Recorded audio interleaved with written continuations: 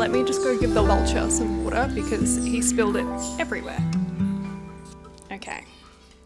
Hello. I am a mood reader, but out of the 90-something books that I currently have on my physical TBR to read, I need some structure.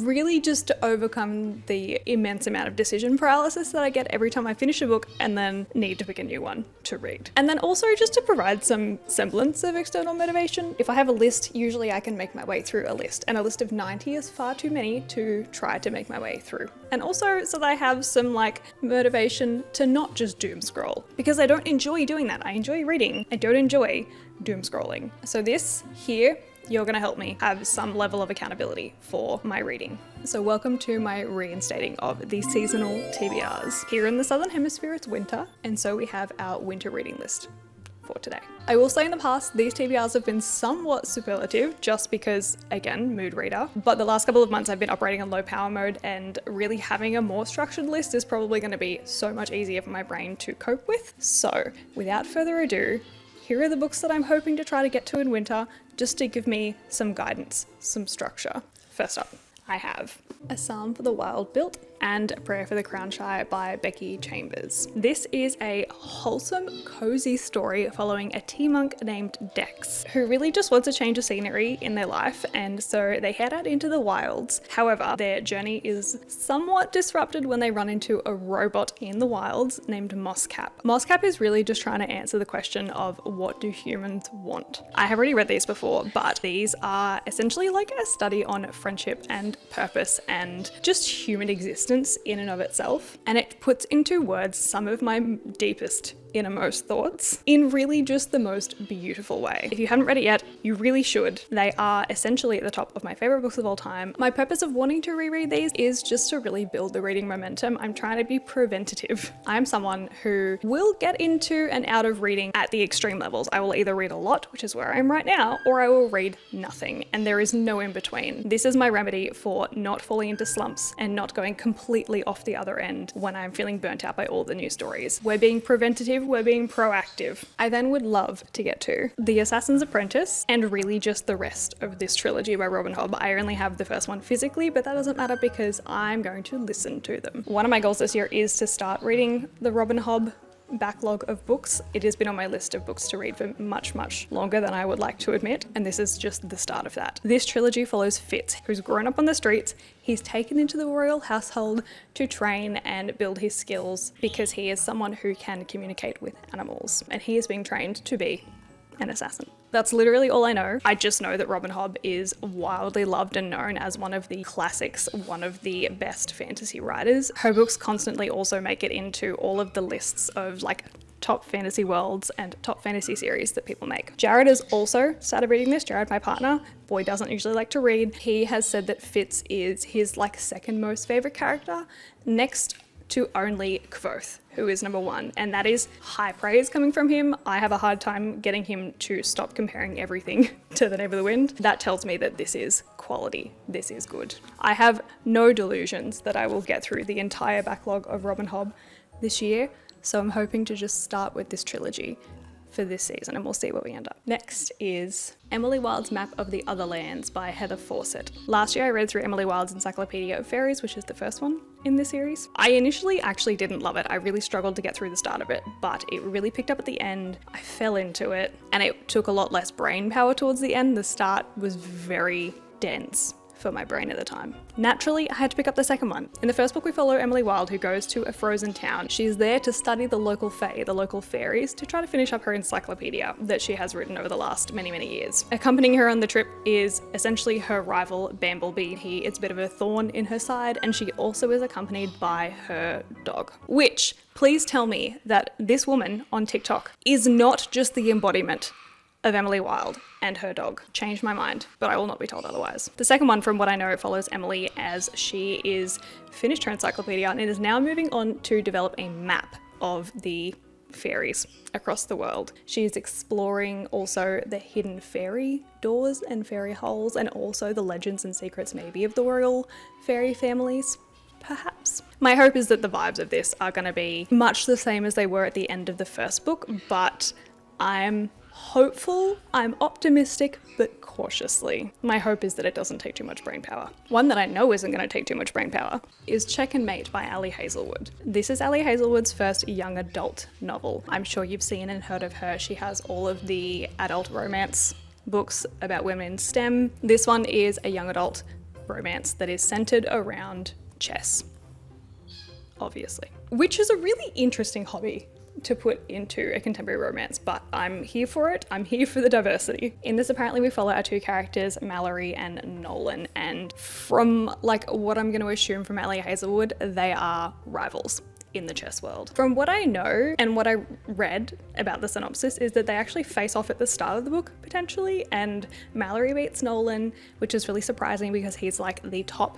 chess rated player in the world at the time. So I can only assume it gets as heated and enemies or rivals to lovers as you can with a romance that is a young adult. I did recently read Bride by Ali Hazelwood, which was her first like urban fantasy, her first paranormal romance that she wrote, and I did quite enjoy it, and I have enjoyed her other books. I just haven't heard great things about this one, so we shall see. I have, again, hopes, but cautiously. But to change things up and keep things interesting genre-wise, we have Survive the Night by Riley Sager. Riley Sager is very well known for his thriller horror novels. I've read one of them before. It was The House Across the Lake, and I didn't love it, but I do have it on somewhat good authority that this one is good. And from reading the synopsis, it does seem like it's a bit more up my alley than the last one. In this one, we are following Charlie, who is a young woman, and she is driving across the country with a guy named Josh Baxter, but Charlie is like 90% convinced that this guy is a serial killer. She has no idea where they're going. I'm pretty sure she doesn't know the guy. So I can only assume that this one is going to be creepy and quite fast-paced, which is kind of what I want in a thriller. That's why I've got it in the list, because again, we need to keep the genre diversity as a bit of a palette cleanse. And I do tend to fly through books like this. So keeping the motivation, being proactive with our reading, carefully curated palette cleanse for the list.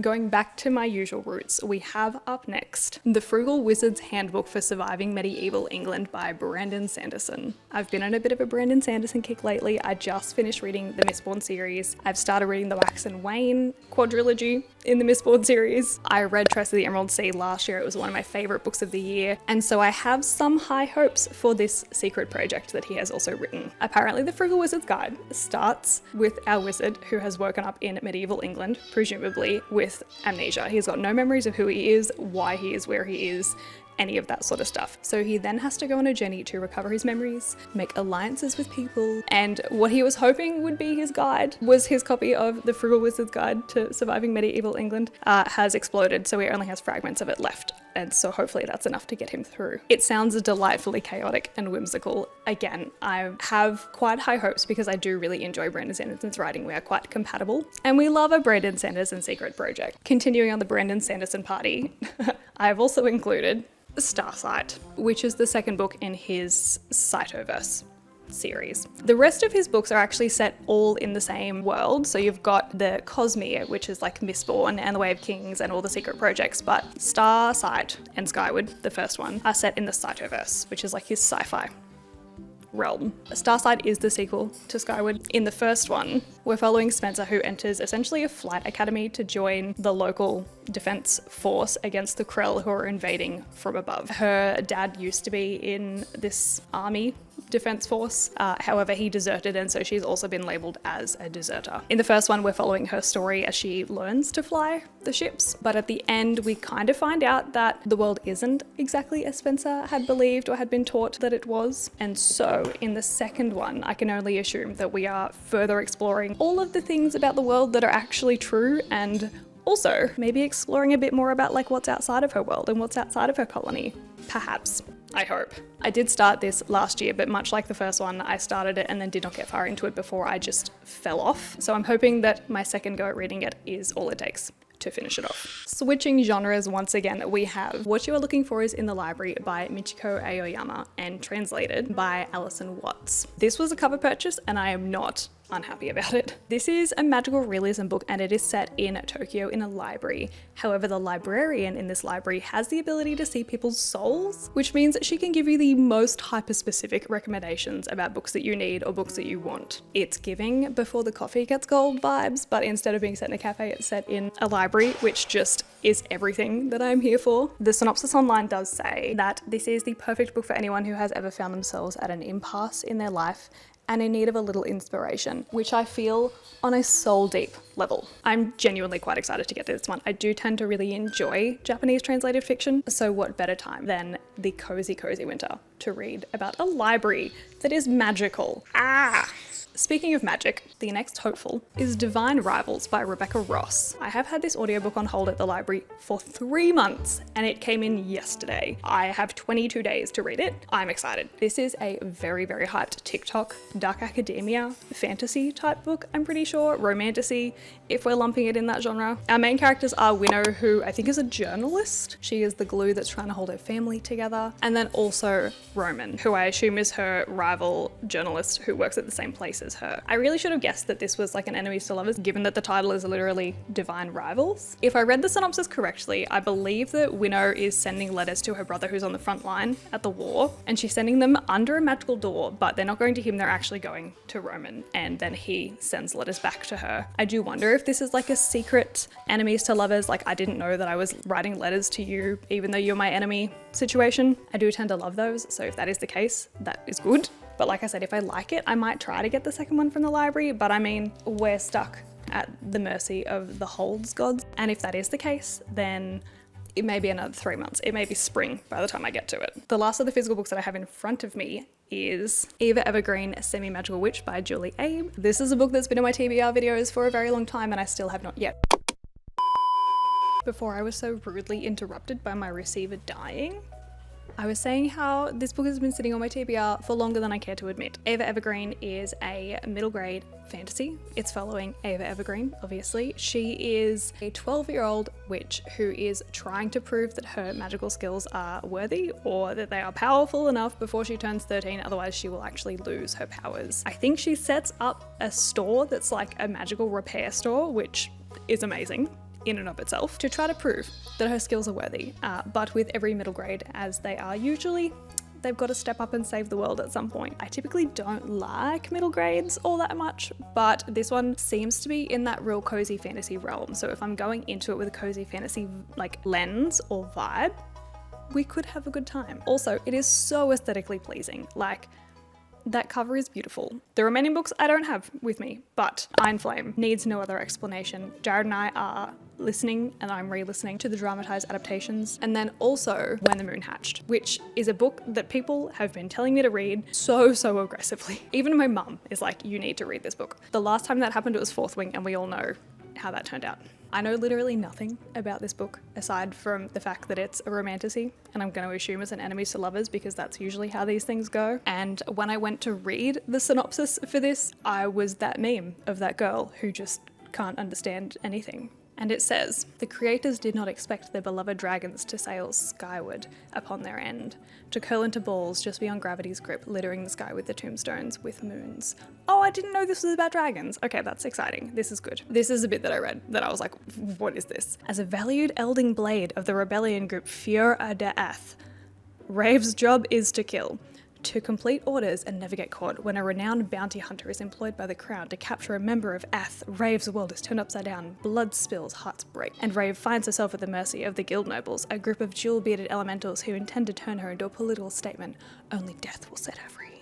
And then we go on to talk about Ken Vega and other things that make no sense. I hope that it is not a challenging book to read. So that is the books that I'm hoping to read in winter. This is my winter TBR. We are cozy, we are fantasy based, but we've got some spices of other genre in there. Are you reading any of these for winter?